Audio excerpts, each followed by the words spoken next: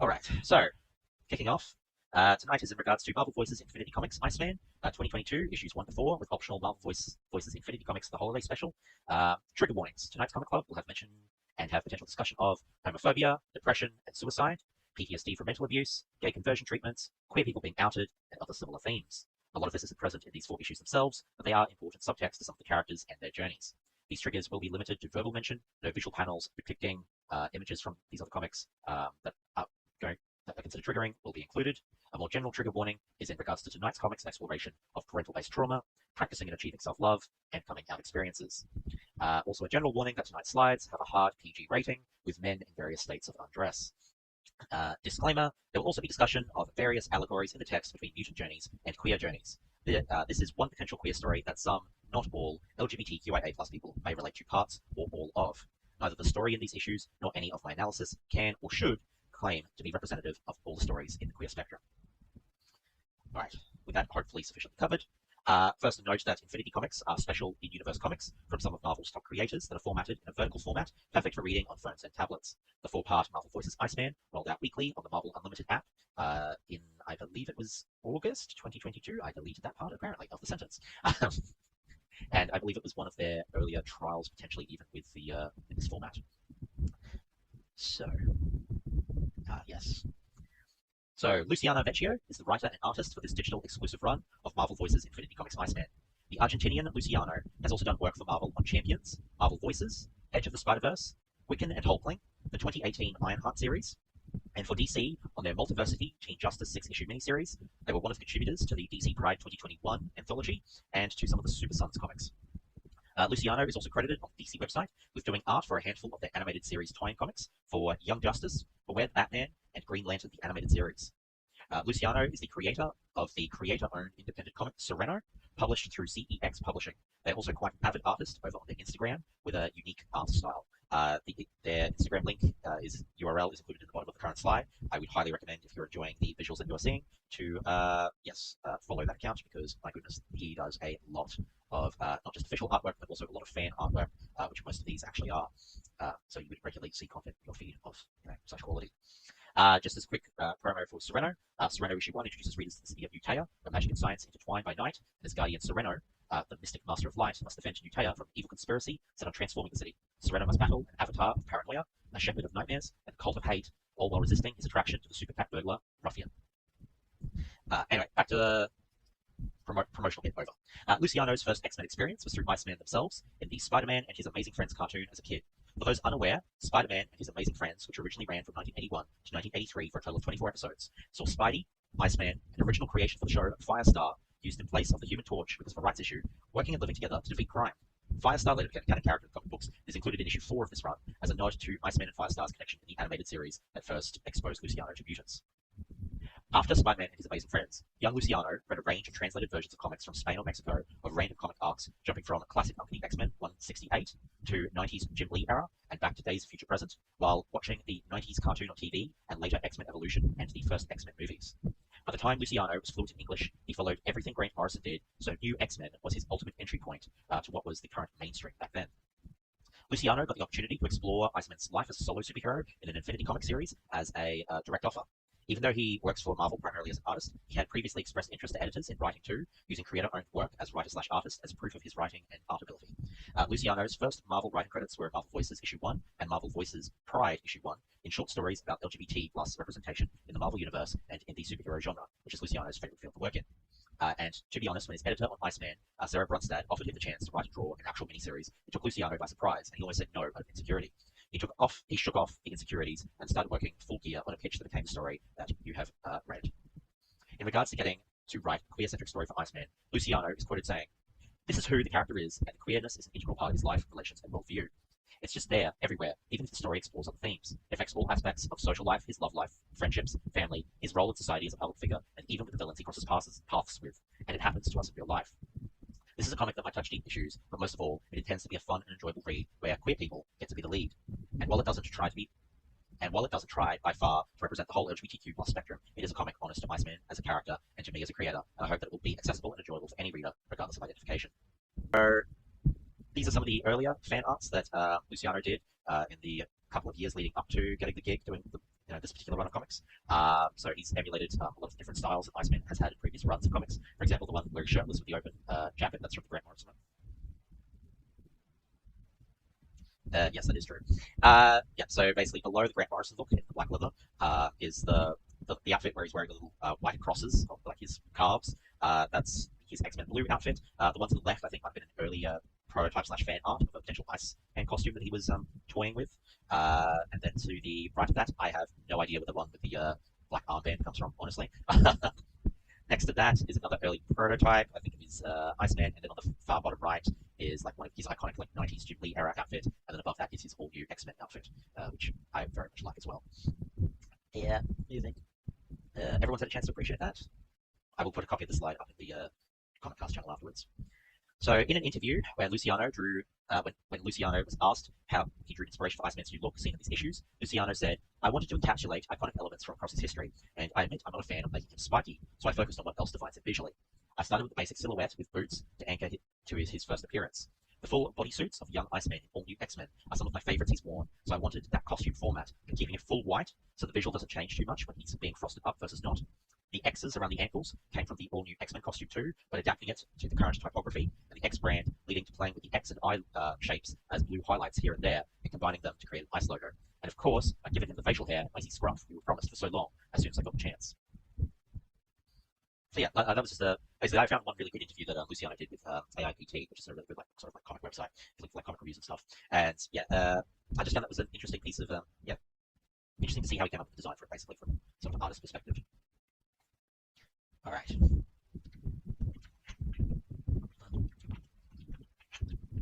Right. Next up, we'll do a quick. Well, I say quick. I have done my best to condense down Iceman's bio, considering the character has been around since 1963, down into something that is quick and efficient. And yeah, I've had to chop out a lot of parts. So basically, any relationship he's had with a woman, I've basically gone into the hatchet and I've just basically gone, we don't need this for this particular story, this particular bio that we're working on, and just like other things, basically, for the most part. So yeah, everyone still with me? Just confirming. Thank you. All right. So, created by writer Stan Lee and artist and co-plotter Jack Kirby, Iceman, aka Robert Louis Bobby, nickname Drake, first appeared in The X-Men issue 1 in September 1963 as a founding member of the X-Men.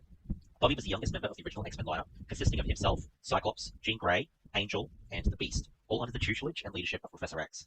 Everybody except for Professor X wore similar yellow, blue, and black outfits with small modifications made in outfits to accommodate various powers and genders. In those early issues, Iceman is unable to cover his body in ice, instead covering himself in a mushy white layer of snow from head to toe, with only his yellow boots visible from his outfit.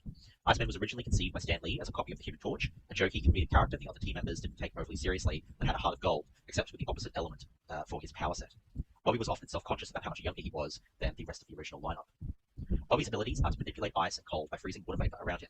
This allows him to freeze objects as well as cover his body with ice. Born in Long Island, New York, Bobby's powers first manifested on a date with a girl called Judy Harmon, and the bully accosted them.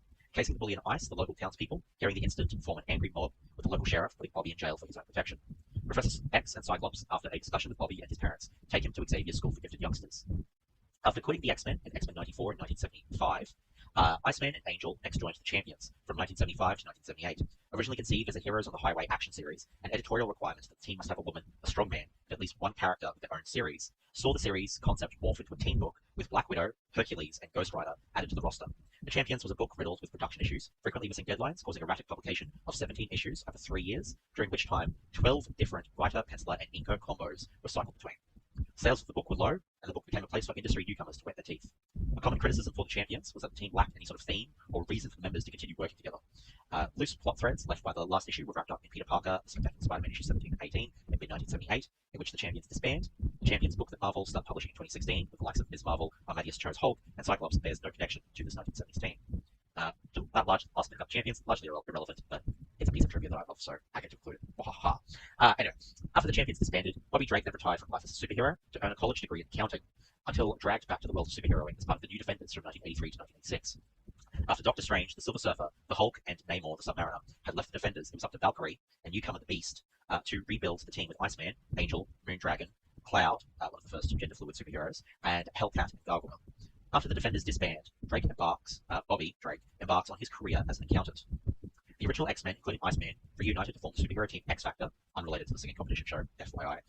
They disassociate from the X-Men as Professor X has placed Magneto at that particular period in time as the X-Men's leader, while Xavier ran around space with his intergalactic alien queen girlfriend, because, comic books got a comic book. This iteration of X-Factor advertised themselves as mutant hunters for hire, headquartered in downtown New York, posing as normal, non-powered humans to their clients. The mutants that X-Factor capture were secretly trained to control their powers and reintegrated into society. This X-Factor run of comics was famous for debuting Apocalypse, resurrecting Jean Grey from the dead for the first time, sending Cyclops' son Nathan Summers to the future, have access to tech that will help that baby battle a techno-organic virus infection, and for the leather-intensive comic book event called Inferno. During his time with the X-Factor team, Loki captures Bobby, hoping to use Bobby to gain control over the Frost Giants in Thor version 1, issue 377. Loki enhances Bobby's powers and then extracts them to restore the size of the Frost Giants. Iceman is rescued by Thor, but Loki's tampering increases Bobby's powers to such an extent that he begins to lose control of his abilities and wears a power dampening belt, which actually helps him control his abilities. Once only able to sheath his own body in a protective coating of ice, Bobby finds he can encase the entirety of the Empire State Building. With time, Bobby gains sufficient control over his augmented powers and is able to stop using the inhibitor belt. Believing he has achieved his full potential, Bobby does not attempt to develop his abilities further until Bobby, by then back with the X-Men, has a run-in with Colossus's brother, where Bobby discovers that his potential was still far from being reached as he converted his body into ice, not just being covered in it. By turning his entire body to ice, instead of just wearing an icy exterior, Bobby was now capable of using his power in newer, aggressive ways, adding spikes and padding to his ice structure. In The Uncanny X-Men, issue 314, Emma Frost possesses Bobby's mind and uses Bobby's powers in ways Bobby never had before, including freezing an entire river and traveling through the water. In a later battle with a being called Onslaught, Iceman's chest was shattered in his ice form, making it impossible to change back to his human form. Bobby confronted Emma Frost and demanded to know what she did to his powers in his body and how to save himself. She refused to help him, since she knew that Bobby would have to do it himself. Telepathy knew that Bobby would have to do it himself to overcome his insecurities. Confronting a manifestation of his ex-girlfriend and his bigoted, mutant-hating father in her simulation that Emma Frost created in Iceman's mind, Iceman realized that Emma was right and managed to transform back to his human body with his chest fully intact. During a comic book arc where teenage versions of the 5 original student members of the X-Men time traveled forward to the present day because the Beast believed the older versions of the 5 characters had drifted too far away from their younger moral centers. The younger version of Iceman is outed as gay by the younger time-displaced Jean Grey. The younger time-displaced Iceman confronts his older self, asking him why he has been presenting as straight for most of his adult life. The older Bobby Drake breaks down and admits he has known he was gay for a long time, but forcibly repressed that part of himself, fearful of how others would react. He further acknowledges that he was scared to reveal his true self to the world due to already facing prejudice for being a mutant and not wanting to receive hatred for another part of himself. It is worth noting that this particular storyline and this particular way of the character getting outed, all of that, as I mentioned back when we were doing the Miles one, this was all written by Brian Michael Bendis, and this was one of the larger controversies that Brian Michael Bendis' writing sort of created, basically. Just for not just people not just homophobic people not liking that Iceman was now gay, but also just people that didn't like the way that Jean Grey was the one to out him. Instead of allowing him to come let discover on his own. Anyway, after a training session with his younger self, Bobby sees the time-displaced Iceman, the younger Iceman, head out for a date with his boyfriend Romeo while he tries to set up an online dating profile to meet guys. He receives a text from his mother stating that his father has had a heart attack. So Bobby rushes to the hospital, only to be chastised by his father for missing family events due to his commitments as a superhero. Following a brief battle in the hospital, Bobby's parents ask him to leave, angry that their mutant son is bringing yet more trouble into their lives. Bobby eventually tells his parents that he is gay, and they both react negatively, angry that their son is both a mutant and a gay man. They chastise him for letting everyone else find out before them, and try to convince him that he's straight due to having been with women in the past. After his father reads a draft of a coming out letter, the two begin to reconcile. Both the younger Bobby and the older Bobby arrive at a restaurant, and their parents, upon seeing the younger Bobby, see it as a chance to try and raise a new son in a way that suits them. The time-displaced younger Bobby refuses, saying that he is still gay and still wants to live his life on his own terms, before both the younger and the older Bobby storm out. I hope this is all making sense. The time-displaced original X-Men story... yeah. The time-displaced original X-Men story resolves with the present-day Jean Grey mind-locking the time-displaced younger Bobby's original X-Men's memories. In the process, putting the younger version of Bobby back into the closet when he returned to his original timeline alongside the other X-Men. In the present day, the current version's memories have been unlocked since then, and he now retains both sets of memories and remains an out gay man. Again, this was another event that had to occur, basically, but they had to basically undo everything that happened to the original X-Men, because otherwise you completely change like 40 plus years of comic book writing, but at the same time, putting the character back in the closet, very controversial sort of thing to basically do. Bobby finally confronts Jean before they get sent back. No, sorry, it is the older version of Bobby. Bobby finally confronts Jean for the actions of her younger self, which outed him, and how much that robbed him of his power to decide the moment he got to choose to face that part of himself. Bobby then explains that going forward, he's going to live life on his terms, and that nobody is going to decide for him. In terms of publication history, Iceman was featured in two self-titled limited comic book miniseries, one in 1984 to 1985, written by J.M. Mateus, and another in the 2000s by Andy Lanning and Dan Abnett, with art by Carl Kerschel. For people that are comic book readers, those are names that are going to mean things in terms of like Justice League Comics, Guardians of the Galaxy Comics, etc. In 2017, Iceman received his first ongoing solo series, written by Cena Grace, which followed the adult Bobby Drake coming to terms with life as an out gay man, his Omega-level superpowers, his legacy as a hero, and fighting supervillains, which was cancelled in 2018. Marvel later reversed the decision. Sorry, there's. All right. Marvel later reversed the decision and announced that a new book written by original writer Cena Grace, as a part of their Fresh Start initiative, was released in 2019. Just gonna check. Alright, cool. For a long time, being gay was seen as an obvious allegory to that of being a mutant, as displayed during Iceman's coming out scene in X-Men 2, X-Men United, portrayed by Sean Ashmore, which shared many of the similarities to many real-world LGBTQIA+ coming outs that boiled down to, in a worst-case scenario, you're born that way, you'll face bullying and discrimination for it, and those who claim to be your friends and family may turn their backs on you because of it. Obviously, the allegory has gotten more nuanced as time's progressed, and social attitudes are slowly shifting in parts of Western culture. But what the bleep happened to the X-Men and mutants? Yes. I've got it written down here. I'm going to try and super simplify this because it's a really dense and complicated, but a really good story started in Jonathan Hickman's House of X and Powers of X comic book series. But the basic premise is that Professor X, Magneto, Apocalypse, Moira McTaggart, and a bunch of other really prominent mutants, after having been prosecuted by humanity since the start of mutant kind, all banded together and established a new nation on a mutant-shaped, like an island, that goes by the name of Krakoa.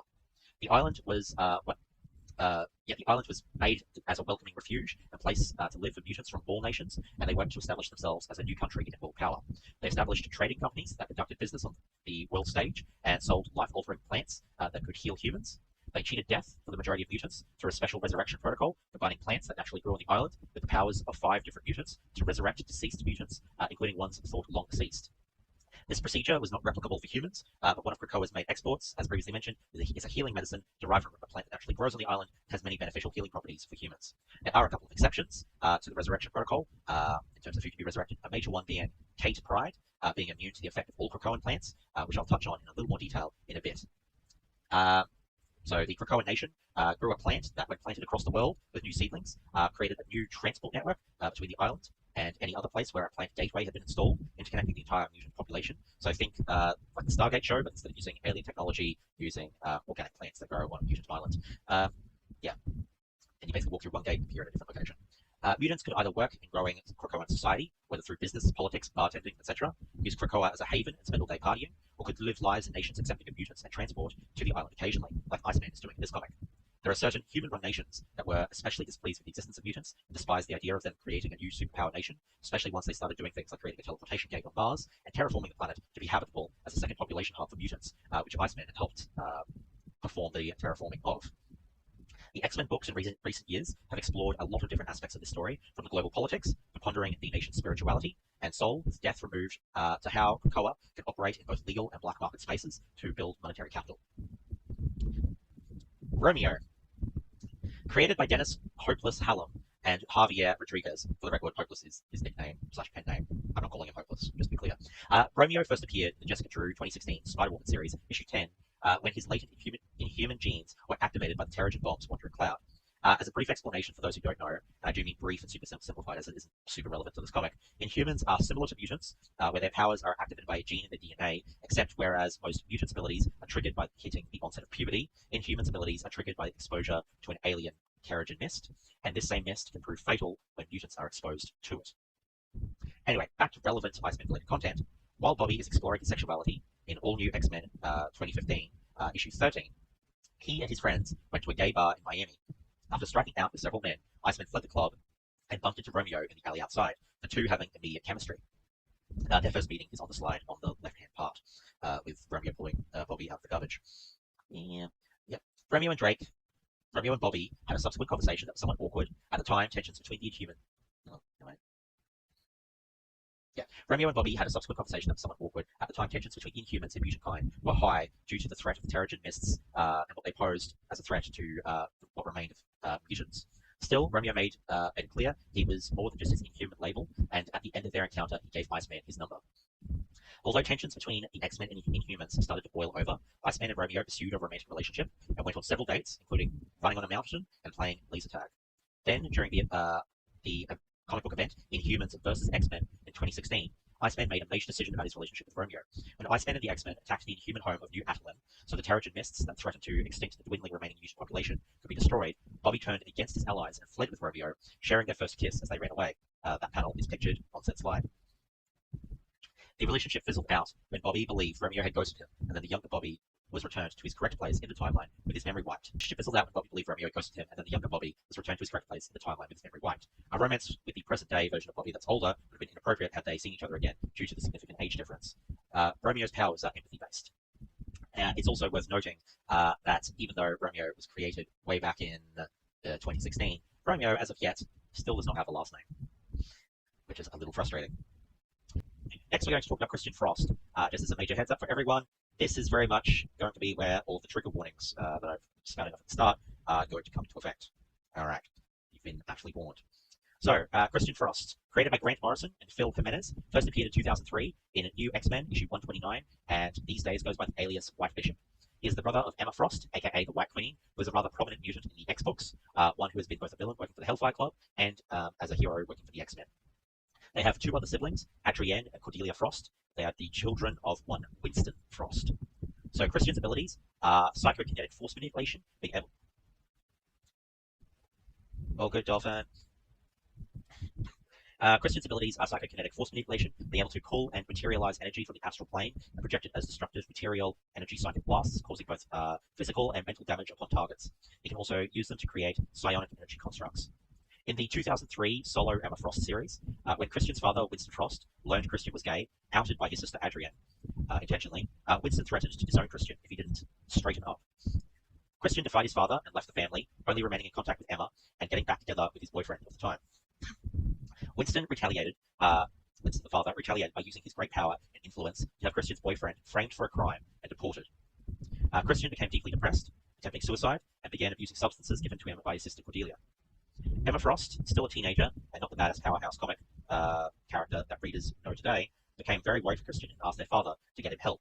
Winston claimed he would help Christian, but lied, and instead of sending him to rehab, instead sent him to a mental institution for gay conversion therapy. Prior to the events of this Iceman run, Bobby is approached by Emma Frost, who asks Bobby to help her, Emma being aware of Bobby's gay journey thus far. Bobby agrees, and Emma explains that her institutionalized brother Christian had recently been let out by Winston. Winston had installed Christian as the new heir to the Frost business empire. When Bobby and Emma arrive at the Frost estate, they discover that Christian has murdered Winston, and Christian is exhibiting his own powers. Bobby and Emma help to free Christian from his mental breakdown, and Emma decides to stay with Christian to help in his recovery. After this, the new mutant nation of Krakoa is created, and as part of that, Emma's old mutant social club, of which Inner Circle members were given the designations of chess pieces as aliases, was reformed as the Hellfire Trading Company to oversee international trade relations and black market trade, with Emma reinstated as the White Queen, making Christian her White Bishop. Christian and Bobby dated for a while during the early days of the nation of Krakoa, but after Bobby's close friend, Kate Pride, formerly known as Kitty Pryde or Shadowcat, and now going by the alias the Red Queen, died and was not able to be immediately resurrected, Bobby became distant from everybody, and his relationship with Christian fell apart. So, next up is issue 1. So, issue 1, the indomitable Iceman, after having helped to terraform Mars during a live broadcast from Krakoa to the rest of the world, has relocated from Krakoa to LA to focus on himself over X drama for a while. Iceman takes down some lava men and fights Purifier, the ultimate inquisitor, who escapes in the chaos of unleashing a second wave of lava men. After being until some writer in 2 decades' time thinks of this run and is like, I'm going to pull this obscure character out, have to do a Retribution angry arc, probably. After being thanked with a kiss by a civilian he saves, Bobby goes to the Green Lagoon, the local bar on Krakoa, with 2 other gay mutants, Julio Richter, aka Richter, created in 1987 by Walt and Louise Simonson, who has the ability to generate and manipulate seismic energies, aka create earthquakes, and has been on 6 different X teams, although never the main X-Men team. And in recent comics, Richter has also become a druid. And Jean-Paul Boubière, aka North Star, is also with them, a non-identical French-Canadian twin flying speedster, who was the first ever openly gay Marvel character, coming out in the Alpha Flight comic in 1992 during the 106th issue. Alpha Flight was basically the Canadian version of the X-Men, however made up of an assortment of mutant and non-mutant members. North Star was also part of Marvel Comics' first same-sex wedding to ever be published, tying the knot with his human partner, Kyle Janadu, in Astonishing X-Men issue 51 in 2012. His partner, Kyle, is seen very briefly in a montage sequence in issue 4, which we will discuss later. North Star congratulates Iceman with a poignant piece of dialogue, Most of us needed to get away at some point to experiment far from the watchful eyes of the people we grew up with, to which Iceman replies, and away from the personas we created to pretend around them. Which obviously, you know, very much a queer allegory in and of itself. Uh, During this conversation, it's also established that things with Christian Frost fizzled prior to the start of this comic. Romeo is believed to have ghosted Iceman and is believed to still be a kid running around in this era, to Bobby's best knowledge. And Judah, a human that Iceman dated and the first man Bobby ever danced with, isn't in the picture anymore. A quick catch-up with Firestar reveals that Bobby's parents are fans of Krakoa and the rise of the mutant nation, so Bobby and his parents' relationship is back to a distant, passive-aggressive guilt trip. So basically a lot of setup. Firestar and Iceman team up to provide some disaster relief to a flooded building. After his ice sled cracks, Bobby is pulled out of the water by an aged-up version of Romeo, revealed to be the empath on emotional regulation duty during this crisis. Yeah, no, definitely some gay iconography incorporated into the outfit. Not to mention that the shoes alone screamed queer, if nothing else. I mostly thought, but yeah. But yeah, no, I totally with you in terms of the outfit looking phenomenal. I also especially loved just the juxtaposition color-wise of Iceman going up against the lava monsters. Lots of reds basically squished up against like almost glowing sort of reds as well in terms of like how colors have done up against like the cool crispness of of Iceman. And I love the way that they portray or the way that Luciano does ice. It's like you can see all the muscles and stuff that's sort of going on. Like there's definitely other ones that go with a very large white sort of aesthetic, even when he's in his iced up form. Like I think during the 2018 Iceman comics, that like they don't really have any of those darker greys that you sort of see here, sort of mixed in to sort of give him sort of definition at any point, and that can be, yeah, it can make it look very washed out. Yeah. All right. So issue 2, be warned, the slide, the PG images.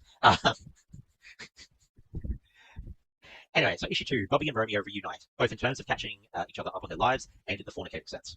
As a trivia note, when Iceman says, "Please don't be Raven," it's not a DC Teen Titans reference. He's referring to Raven Darkholme, the shapeshifter known as Mystique, who he had previously hooked up with in comic books at one point. Needless to say, it was a short experience that didn't end well. Yeah, truthfully, I don't know. I haven't read yet. I haven't read those issues. I know they did that tonight. Yeah, I know they did that to Nightwing. There's a point where a shapeshifter impersonated Starfire and then fornicated with him. But yeah, but that's DC. Yeah, we're sticking on the Marvel side. As another trivia note, when Romeo mentions mutants are doing the cocoon thing now, for mutants it's referring to the egg sac thing that mutants come out of as part of their death resurrection protocol that we were describing earlier. That required the 5 mutants, etc. And for Inhumans, when they're initially exposed to the Terrigen Mist that I previously explained, they're normally encased in a cocoon prior as they transform from a human into an Inhuman. Yeah. And for anyone that would have read the Ms. Marvel comics way back when Edo was covering those very early first issues, before the comic cast, you would have seen that cocoon for the Inhumans in action already. That true if you watch the TV show, yes. I think they went stone statues. Yeah, yeah. Anyway, Romeo explained he got aged 10 years by spending a decade in a parallel dimension, while barely any time passed here, as part of a royal Inhuman diplomatic mission that went awry. Um, yeah, basically it says plot needs to be convenient.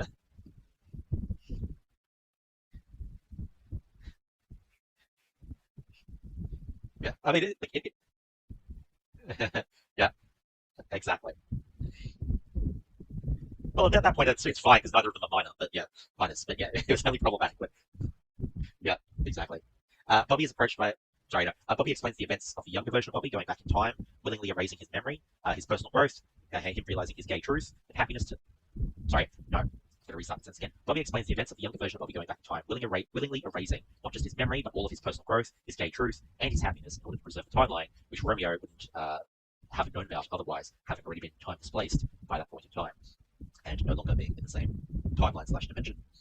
Bobby is approached by a younger non-mutant aspiring superhero called Julian Quintero, whose cousin is the superhero Reptile, that most people would probably know from the Superhero Squaddies show as the red dinosaur shapeshifting character, and whose sister is in training at the Strange Academy, a comic book that Ben is a fan of, and tells Bobby how much it means to have openly gay superheroes like Bobby representing the LGBTQIA+ community. In addition, a giant moth kaiju called Not Pra attacks LA. Bobby makes a Tales to Astonish reference, which is the title of an old Marvel anthology comic. Romeo uses his empathy powers to get Not Hra to follow Bobby to the ocean, where Bobby has a larger mass of water to work with to create a icy hibernation cocoon to emulate the iceberg that Not Hra melted out of prematurely, thanks to climate change. They contact Sword, think shield but pointier, for those that aren't aware of what Sword is, to clean up the mess. Iceman kisses Romeo, and they agree to have another hangout once the monster again soon. Bobby speaks at the Climate Action Summit, explaining how he can't provide a permanent fix for climate change, at best, bandages. He quotes Spider-Man's great power, great responsibility quote during his speech. He mentions that while mutants will survive the climate catastrophe that humans wouldn't, they prefer to share the earth that mutants, humans, and others live in. Bobby leaves prematurely from his speech after getting a message. He arrives at the hospital too late to find his father has died. No opportunity for final words, confrontations, or resolutions. Bobby had sent mutant medicine to his dad, who had refused that course of treatment, and his mum tries guilt-tripping him about mutant resurrection not being available to humans. We fast forward to the funeral service when people only have the best things to say about Bobby's father, saying things that Bobby never saw, like him loving his family.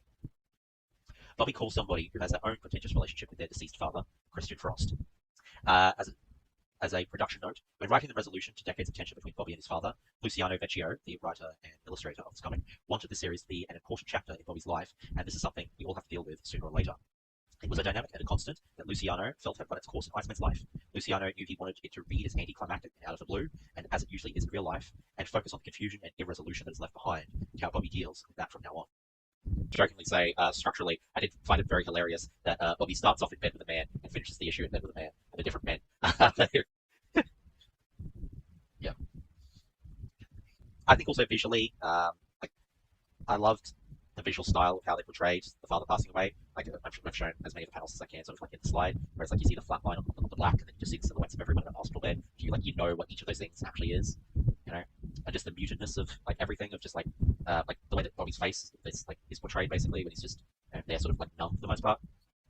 Yeah, and just all of the little dialogue boxes, the way that it's all written, and he's in a monologue, it's just all very powerful. Yeah, yeah. Yeah. Well, this is the issue where like that conversation's happened. All that stuff already happened in the 2017 and 2019 runs of Iceman. And because yeah, basically when he came out as gay, like they weren't very accepting of that, because like him being both gay and a mutant, it became two things, which was literally the whole thing that was keeping him in the closet in the first place, was him not wanting to have two things that were he perceived as wrong with him in inverted commas. And then yeah, having both of those. And then his parents basically just verbalizing his worst fears, like you can see where those fears basically came from. And then they slowly start patching that, and Gregoa stuff happens basically. Yeah. Yeah, so he's had like it's basically it's Bobby that's basically the distance between himself and them, the physical distance for the most part, and not been there for things, because it's like he's like rightly protecting his own mental health basically. You know, it's like there's large patches where it's like they're not in his life because it's like he hasn't wanted to be around them. But like there's life events that then drag him like this, you know, like his father's death. Like previously his father had a heart attack in earlier comics that like drag him back into their orbit basically. Issue 3. After hooking up with Christian Frost, it's mentioned that Bobby is hiding from his life, ducking calls from both Kate Pryde and Romeo. As Christian prepares to go to his NA, or Narcotics Anonymous meeting, for those that aren't aware, Christian and Bobby commiserate over the sense of relief they both felt after their fathers died, and it's implied that there's guilt felt for feeling relieved. Christian also talks about how he doesn't feel the need to unlock his full potential, whatever that is, as a mutant. Restraint and patience are what he's used to get through each day living with himself, his virtues and his flaws. He tells Bobby that he's not limited ever, that he's enough. Again, another allegorical message that, while applied to Bobby's mutant life, is obviously applicable to both his queer identity and his overall sense of self. As a piece of trivia, there's a joke shown in the panel on the far left about Iceman having had multiple costumes that have consisted solely of short shorts and boots in the past. The conversation is interrupted as Damon II accidentally pulls Iceman into a magical summoning circle while trying to summon a ice demon tricked by Loki. Loki is tied up in the same room and divulges Damon inherited mystical artifacts and vampire spells from the Book of Cagliostro, a book that's appeared in a couple of Doctor Strange issues across the years by the likes of Steve Englehart and Roy Thomas, names you'll recognise from the Doctor Strange comic cast, done in 2022. The book has also been referenced a number of times in other media, including the first Doctor Strange film, What If Episode 3, and the Marvel Guardians of the Galaxy video game.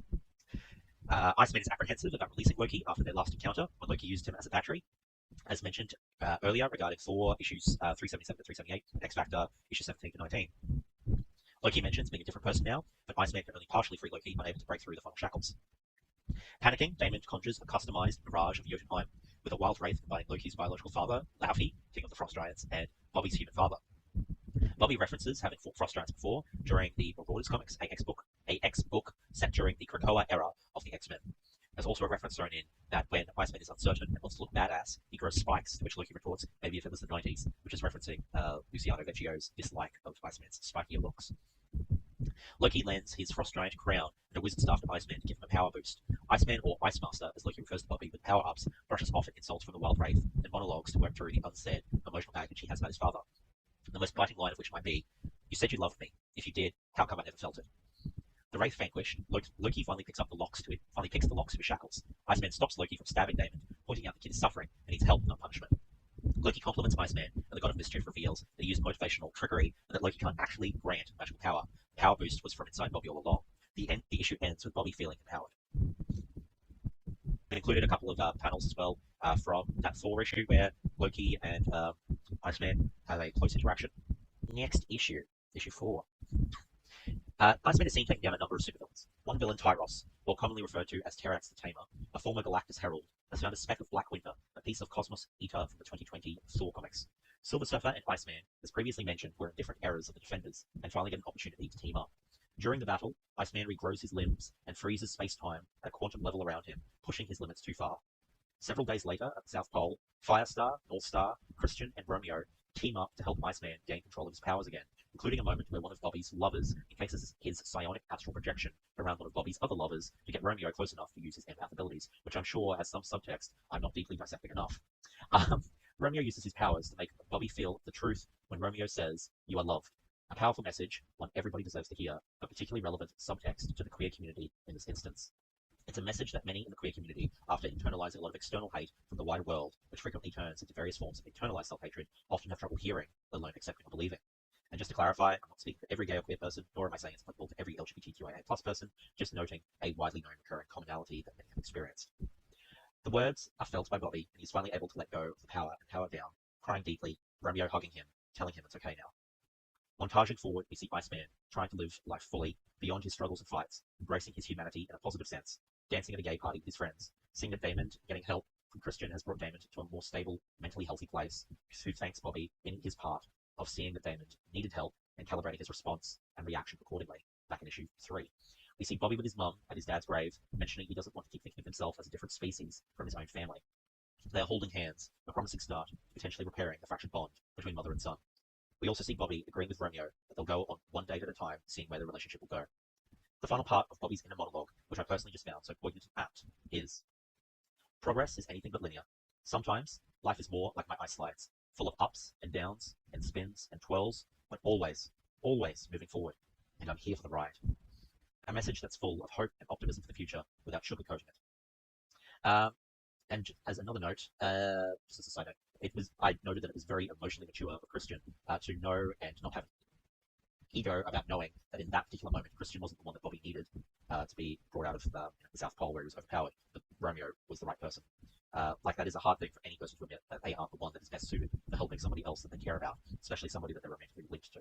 For me, as an older comic book reader, like having like 2 different eras of Defenders teams and having that reference in there, that's like they never really fought together, even though they've both been members of the Defenders. But they literally swapped guard, basically. Silver Surfer and Doctor Strange left, and then Iceman and Angel came in, basically, along with a whole bunch of others. And yeah, just like getting to have that little bit of moment of old meets new. Like, I think there was even a moment, like I was briefly mentioning how like Iceman was part of the Champions. I do think there's briefly, because I haven't read the letter, I have a backlog of Champions comics I haven't read. I do believe there's like a crossover between some of the old Champions and the new team of Champions at one point. There's no connection between the 2 teams, but beyond the name. But they did, I think they did do a little crossover between the 2, just as a little noting reference, basically. That like they do share a name at one point. So yeah, like I love when they do little things like that. For me, that was like chef's kiss, because I especially love that run of New Defenders, because I actually prefer the version of New Defenders with Iceman, Beast, and all my mutants, basically, to the normal lineup with like Doctor Strange and stuff, if I had a choice. Moving on to the second 2/3 of the story, like I definitely loved all of that. Basically, once it's like the people that show up for it, basically it's like they're bullet characters that they've shown in the earlier issues. Like that all feels more cohesively done. It's like Northstar appeared in issue 1 at Firestar, so that's why they're there. It's like it's got the 2 boyfriends. As I said, like as Snell, the panel that Snell's thrown in, one boyfriend encased in the case around another boyfriend. There's some weird subtext there that I am just not sure how to decipher. Yeah, of boyfriends, basically. If we crack open Romeo, is the human side. Yeah, I've tried. Like, I'm assuming that's meant to be a mix of like, obviously the gay stereotype of physique, and then also then the pop is meant to be referred like another way of saying daddy, maybe. Like I was assuming that's. I looked that up. Yeah, yeah. I looked that up. And, like, got icy pop, and I was like, that can't be it. He can't be referred to him as a lolly or as an ice cream. Yeah. So I was looking for the gay allegories in it. Yeah, we run through the bonus holiday special. I don't expect anyone to have read it, but it was, yeah, it doesn't have, it's completely separate. It feels like a very much an epilogue sort of thing, this one. So the bonus holiday special, Bobby's in NYC on New Year's Eve, waiting for the ball to drop in Times Square. Um, which is a which is a real world annual event, the ball drop that is, when the temperature drops and the ball freezes at the 6 on the 10-second countdown. Icthalon, demon lord of the frigid wastes of Boreas, patron of stagnation, which was also the demon that Daemon the second was trying to summon in the Loki team-up issue, is trying to steal the energy and attention of millions focused on one point to power crystallized hell. Iceman absorbs all the ice and cold required for Icthalon to make his body, breaking the spell. Iceman is frozen in place as the countdown restarts and blocks towards the ground. As the countdown resumes, in key moments of his life, many of which I discussed during Bobby's bio, start flashing through his mind. Bobby breaks out of his ice cocoon before hitting the ground, kisses his own ice sculpture cocoon, maybe as an expression of self-love, and declares they have some New Year's resolutions and needs to move. And then that's basically how it ends. It's worth noting that this was published before the other 4 issues, but personally I felt that it read better as like an epilogue after the other stuff, because the other 4 issues, that's where all the emotional stuff is, and this very much feels like the character having a little vignette, basically. Anyway, moving on to general discussion. Firstly, these 2 images on the left and the right here, those are covers that Luciano Vecchio has done up for if there is ever a physical release. It's just like he did it. He hasn't been commissioned by any means to do it, but he was just like, I want to do fan art, basically, of my own work, so that like if one day, hopefully, if enough people read this, there might be a physical printing, ? Yeah, and so basically, yeah, and like they're great. I love those covers. Like I want physical copies of this comic. Like I love the messaging. I love the way that it's done. I love so much of this comic. And just I would love to actually have that.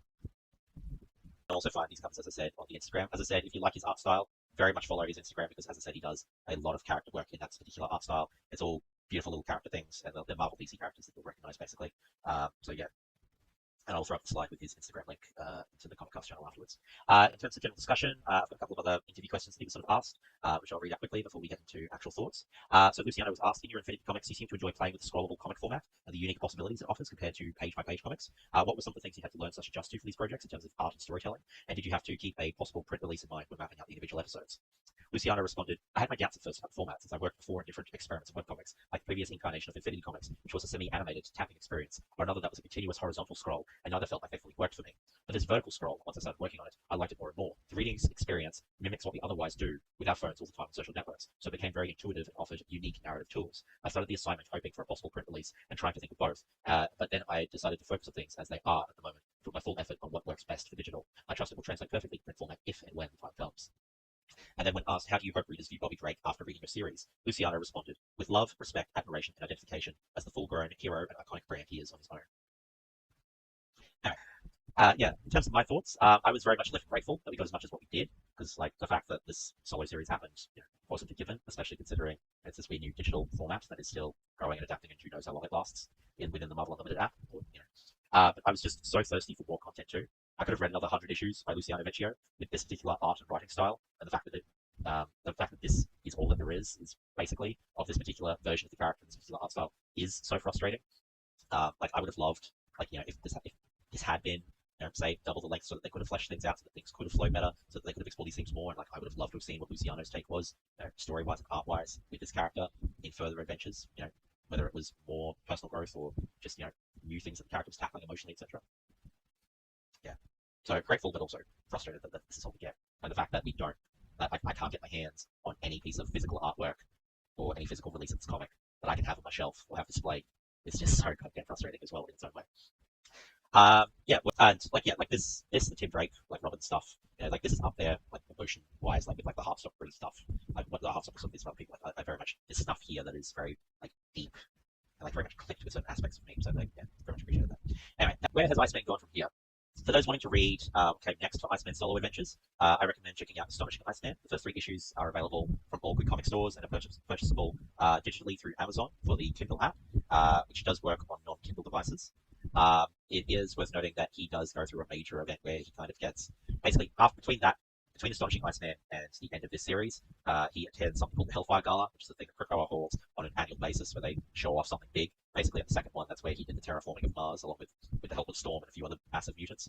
And then in the third one, when he attends that one kind of gets crashed, as I understand it, by a bunch of by Nimrod, who is basically like a sentinel, but one that adapts to basically mutants' abilities. And Iceman kind of gets completely crushed, is my general understanding. So yeah, it's just basically know that going into Astonishing Iceman, and basically there's exploration of who has Astonishing Iceman ended up with out of the 2 love interests, and how are they potentially affected by the events that has occurred at Hellfire Gala of Iceman having gotten really badly hurt. And then In the opposite direction, what if I'm motivated to read earlier Iceman stories? And as I said, I will also throw this slide up into, in addition to the previous slide, I'll throw this slide up into the comic cast thing. So for those who want to go back and read more of Iceman's coming out journey, look to the right side where the male gay flag is the background. So I suggest starting with the 2012 to 2017 run of All New X-Men. Be warned that the numbering resets back to issue 1 partway through, but like I thoroughly enjoyed all of the issues. Obviously, it's like how Iceman's coming out, as we described, was handled with being outed by Jean Grey isn't great, but overall it's still great to sort of see Iceman sort of like get stuff to explore that, especially the young version of the character, and get to see like that time displaced X-Men story sort of play out. And then it's followed by X-Men Blue that happened in 2017 to 2018, and then it ends with the 5-part Extermination comic book crossover event published by Marvel Comics in 2018. Or alternatively, there's also the Cena Grace written Iceman comics, which preceded this one, that happened after he's already been outed, and similarly like an exploration of his coming out journey and all of that kind of thing. Those include the issues where Iceman goes with Emma to rescue Christian after Christian's murdered Winston Frost. But yeah, like I thoroughly enjoyed all of them. I need to reread most of them, but they're not quite as emotionally poignant as what the issues we read or discussed tonight are. And I definitely preferred the art style of the Volume 3 ones, as opposed to the art that's in the Volume 4, the 2018 issues. Because as you can sort of see from the image that I've thrown up on the slide there, the 2014 one has the sort of missing those darker colours, sort of to the inking of Iceman, and it sort of looks a little washed out, a little too white, basically, for my personal taste. And if you want to read some of his pre-coming out stories, so where he's still dating women occasionally, I personally suggest checking out the New Defenders comic run. Peter Gillis's writing was better in this run than they were during his Doctor Strange run that we covered in the Doctor Strange comic cast last year. Obviously, being a little aged, it is still going to be a little more word dense. But it also does have Cloud, who, as I mentioned, was one of the first gender fluid, possibly the first gender fluid character that had both a male and a female form. And yeah, I still have those clipped bits of them reading out the explanation of what the New Defenders is. And if you're looking for really early X-Men adventures to check out, see what Iceman was like when he first arrived, I'm not going to recommend the Stan Lee stuff, just because it's like, with how previous reactions have been to the really old stuff, like I feel that would probably be too dry. I would actually recommend reading X-Men First Class, the 2007 run. It's not, so it's basically the original run of, it's got no connection, sorry, to the X-Men First Class movie that came out. They just share a name, nothing else. But yeah, the first issue I especially love because it's one where Jean Grey, being the token woman of the group, is basically struggling to fit in. And so basically Professor X organizes for Jean Grey to spend the day, the first issue, with Sue Storm, who's the only member of the Fantastic Four that is female. And so it's the two of them basically going to have a conversation about being the only girl in the group. And like that issue alone is why X-Men First Class is basically worth a read. But then obviously it's like you also get to see some young, less emotionally crushed Iceman comedy as well, basically throughout the course of that particular comic run. Yes, and then for next month's one, it's going to be Monica Rambeau Photon, the 2022 to 2023 comic book issues 1 to 5, which we will be discussing on the 21st of November. Awesome. Excellent. Thank you so much, everyone. Have a great night.